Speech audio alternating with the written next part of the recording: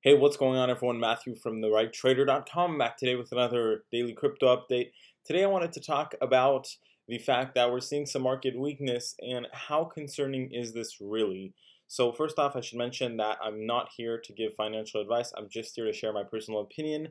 And I should mention that right now the market is really giving off mixed signals pretty much day by day, right? We're seeing, big increases followed by similarly big drops, and everything is kind of canceling each other out as far as the moves are concerned. So we're kind of waiting until further notice for a true clear signal, right? And I'll talk about this in more detail on the chart, but for now we could really go either way since the setup that we're in is a symmetrical triangle formation, which is pretty much 50-50 on if we're going to go towards the upside or downside. So I'll talk about that in more detail during our technical analysis.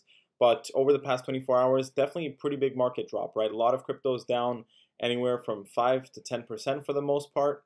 So that's definitely not something that we can ignore. Now, I should mention that Ethereum actually erased half of last week's rally. So it did manage to get a bounce above $200, but it actually removed a lot of those gains. And that's just, a further sign and yet another example of how sometimes we get these moves where we think, and I'm as guilty as anyone else with this, that we're ready to move higher, and the next thing you know, we flip back below the next day, and that whole thing is pretty much canceled as far as the technicals are concerned. So that's why I've been saying, right?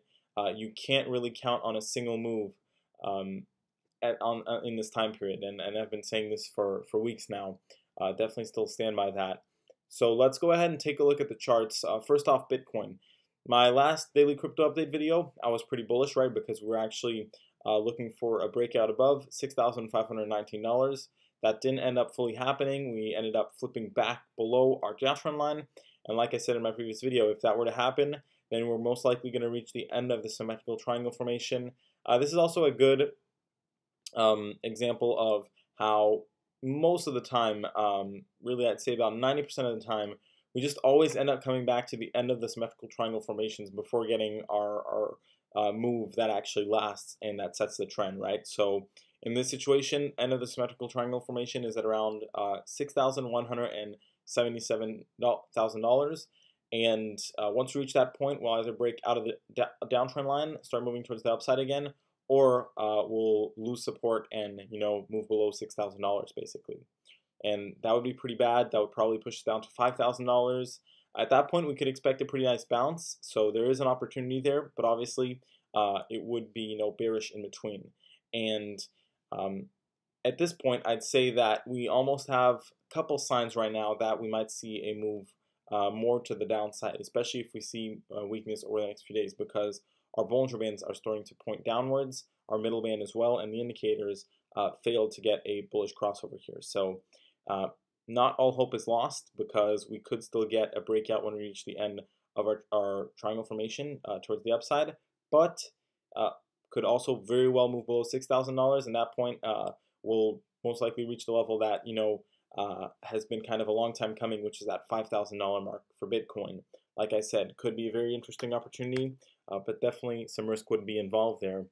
And overall, to answer the question of how concerning is this really, it's you really need to look at the big picture, I think, in these type of situations where it depends on your perspective, right? There could be a perspective where $5,000 is a great buying opportunity over the next few years, and that turns out to be very good. But in the short term, especially, things will probably be pretty messy. Even if we move towards the upside, I don't think we're going to get that clear, smooth sailing just yet. That's been shown over the last couple of attempts, time and time again. Let's go over to Ethereum now, see what's going on. So Ethereum wasn't able to get back above $220. We're now moving lower. A lot of selling volume. Next stop would be $136. I think that we're really going to test that level. It's also kind of been a long time coming. Let's go ahead, take a look at Litecoin now, see what's going on. Litecoin is moving below $53. This is actually pretty significant because that's a loss of our support level. And I'd say our next stop would be $46 here. Would really hope to get a nice bounce there. We might see some support due to our previous downtrend line, but overall, I do believe that we will be testing $46 probably within the next 2 weeks. Let's go ahead and take a look now at Ripple, see what's going on. I'm going to go over to the Binance chart here, and Ripple is starting to lose this stabilization and is moving down to 25 cents. Could definitely move below that. Wouldn't be ideal, but definitely a possibility here. So, 20 cents would be the next stop, and then we'll be back into a much lower range that we were in the past, around 15 cents or so.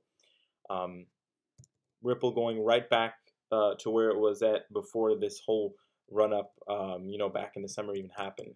Let's go ahead and take a look at Nano now, see what's going on. So we're going to take a look at the chart here, and Nano is moving below 36,000 Satoshis.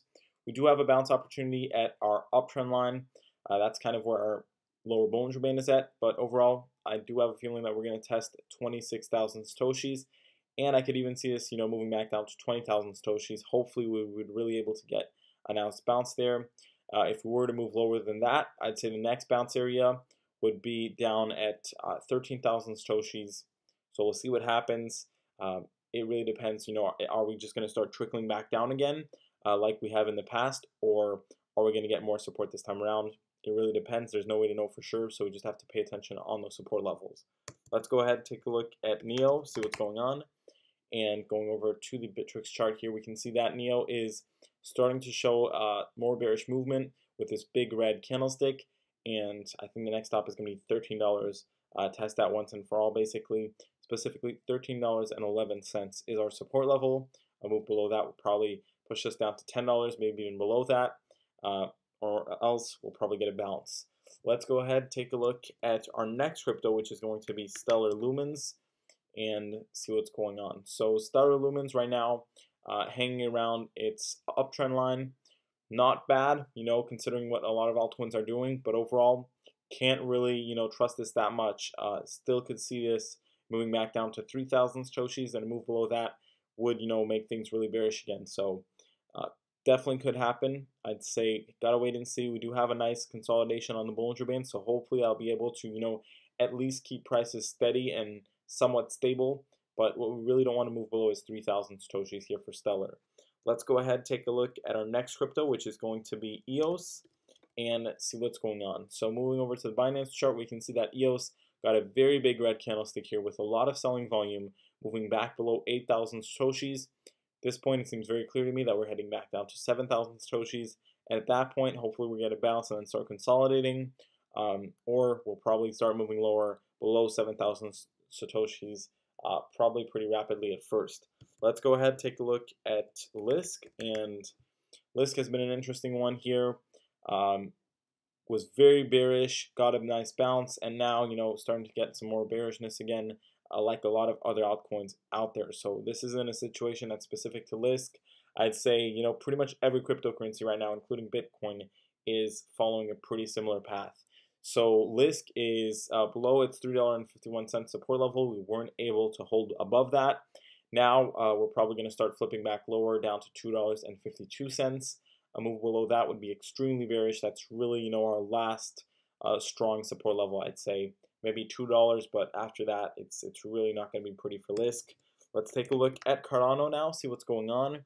Going over to the Bittrex chart, Cardano moving closer and closer to that 1,000 Satoshi level.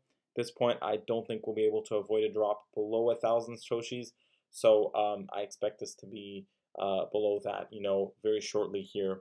Let's go ahead, especially with the bearishness on the indicators. And finally, we're going to take a look at IOTA for our last cryptocurrency of the daily crypto update. Take a look here, and IOTA now below 56 cents. Next support level is going to be at 46 cents. We've got some good support there, already a bit of a base put in. Also our lower Bollinger Band there, but still think that here, seeing how a lot of these altcoins are going to make a further push lower, I think that IOTA is indeed going to move down to 33 cents. We never actually fully closed that gap, and it seems kind of unavoidable at this point that we're going to test that level once and for all.